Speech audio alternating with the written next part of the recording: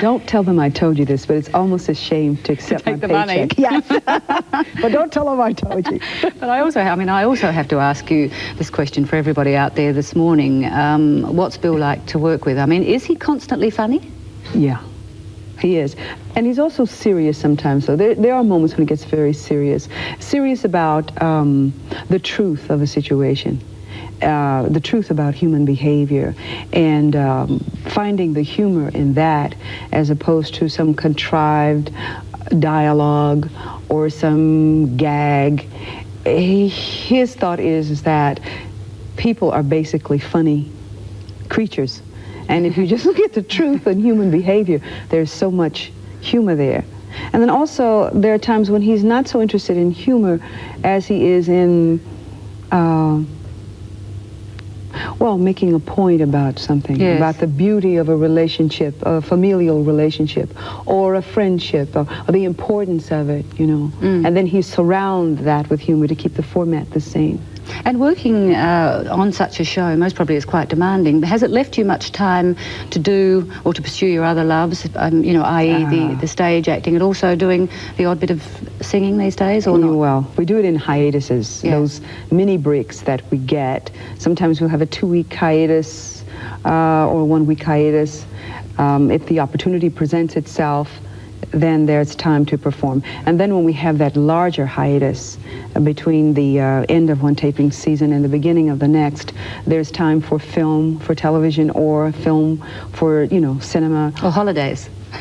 Like now.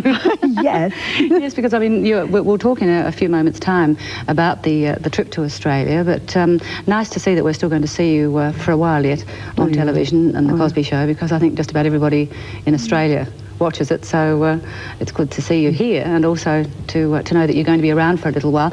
But talking of around for a little while, if you'd stay with us for a bit longer, we have a shop talking segment to go to right now. Okay. Pays for the program. Yes. And we'll talk more about your visit in just a few moments' time. But here's famous mums, Phylicia Rashad, better known as Clair Huxtable to Cosby fans in Australia.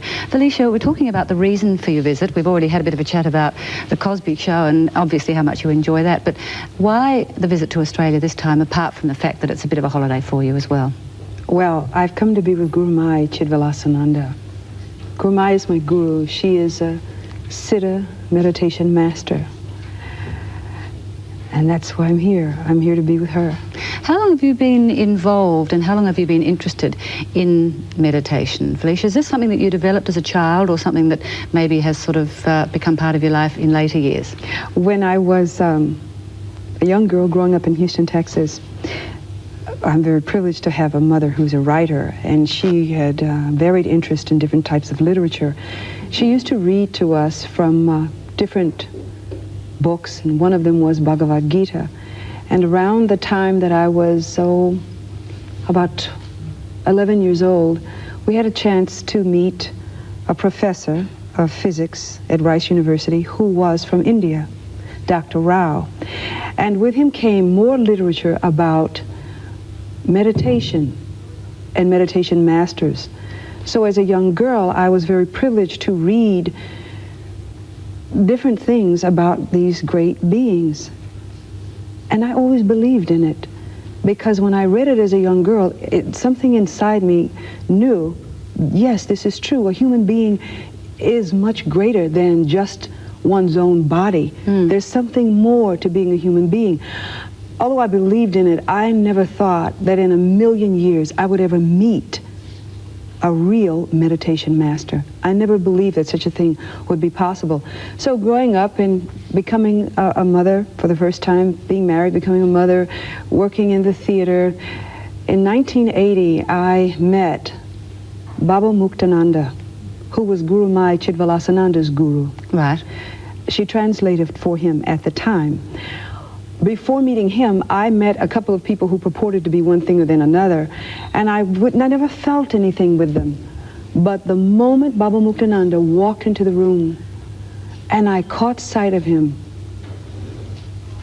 I knew that I was seeing what I had believed in my heart for the longest time, but never dreamed I would ever really see. I was meeting a man of wisdom and truth who was sharing that wisdom, who was giving that truth, who was awakening that love in all who came to him. I knew it. I knew it. I felt it. And the most beautiful thing was to watch Gurumai Chidvilasananda, who translated for him at the time. The first time I met Baba Muktananda, he said, "With great love and respect, I welcome you all with all my heart. This is the highest action for one human being, to welcome another with love and respect. This is true religion. This is worship of God." And he went on to say that we were beings far greater than we knew. If we experienced lack and poverty in our lives, it was not the truth of our being. It was condition brought about by our thinking. Interesting. He said if we would meditate on ourselves with great love and respect and enthusiasm, we wouldn't have to go anywhere in the world looking for anything. The world would come to us. You. Have you found, therefore, Phylicia, since meeting these people in the early 80s, that your work and the work in this industry, which at times can be sort of full of a lot of anxiety, a lot of stress, a lot of tension, you've obviously found that it has really helped you tremendously cope with things that maybe sometimes and other times you wouldn't cope with? After meeting Gurumai, I wasn't so worried or concerned about the tension and anxiety in my work. Now there was a greater goal. When I met her, I thought, this is without a doubt the most beautiful woman in the world and the purest. And I looked at her and my first thought was, oh God, why didn't you make me like that? So beautiful, so pure, so honest, so open, so free. And I wanted to become like her. I wanted to become that honest. I wanted to become that clear. I wanted to become that loving. I wanted to become that free. Do you find over the years that you've been practicing meditation and been involved with the Gurumai that you have become what you wanted to become? Or are you still there? You're still treading the path? Oh, I think I'll always be on this path, no matter what. Certainly I've become something. You're certainly a really, you're a very relaxed, peaceful person to actually talk to. It just you know how some people do that to you? Some people actually make you feel really relaxed, and you do that to me. So most probably that's part of the whole thing, isn't it? Well, that's what, people tend to ask me that a lot, and people who have known me for many years seem to think so. My father thought so. And you're here for, I think so. You've actually been here for a couple of days, and you're in Australia for a couple more weeks. Yes. You're going to be involved in the lectures and the extensive seminars that the Gurumai is doing, aren't you? Well, here in Sydney tonight is the last evening program. Yes. At Darling Harbour at 6:30. Saturday and Sunday will be the meditation intensive. Yep. That's a very powerful program. It would be good to attend the program tonight. And yes, I will be with Gurumai through my stay here. This is why I have come.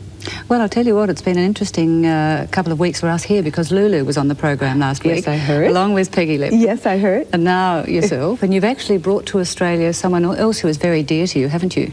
Yes, my Can we meet her very quickly? Bear. Can we meet her very quickly? Phylicia, come. This beautiful girl. She must look to see herself on the screen. Hello, Phylicia. Hi. Hi. How are you? Fine. You know what? You know what? Oh, we're going to take our cutting off. We look better just in the red. We like to see ourselves on the screen, Phylicia. I actually feel as though I met you, Phylicia, when you were in Mummy's tummy. Do you know that? Phylicia, she's talking to you. Because your mummy was doing the Cosby Show, and I remember she was pregnant, and she was actually pregnant having you. I remember that story. So I feel as I've met you before. I know. Oh, how do you know? I just told you that for the first time this morning. How old are you, Phylicia? I'm 4. You're 4. And you've got a brother, haven't you? I got 2 brothers and 2 sisters. Oh, truly? And how old are they? I don't know. Doesn't matter, does it? You're here with Mum and you're having a lovely holiday. Yeah. Can I have a kiss? Thank you, Phylicia. Oh, you've got lippy on now. You have. You look cute. Thanks for coming over and spending some time with us with Mum. I know. Okay, I know. She knows everything. And Phylicia, thanks for coming in this morning. Enjoy It has the rest been of my pleasure. your trip. I'll enjoy coming along tonight. I'm going to finally make it tonight. As Australia is a very beautiful place. The people here are so sweet. Yeah, we're a pretty casual lot, pretty easygoing lot. So I think you'll enjoy the rest of your trip, and we'll enjoy having you here too, madam. Gosh. Oh, you're a little devil, I think. Thanks, Phylicia, for coming on this morning. Thanks, Phylicia.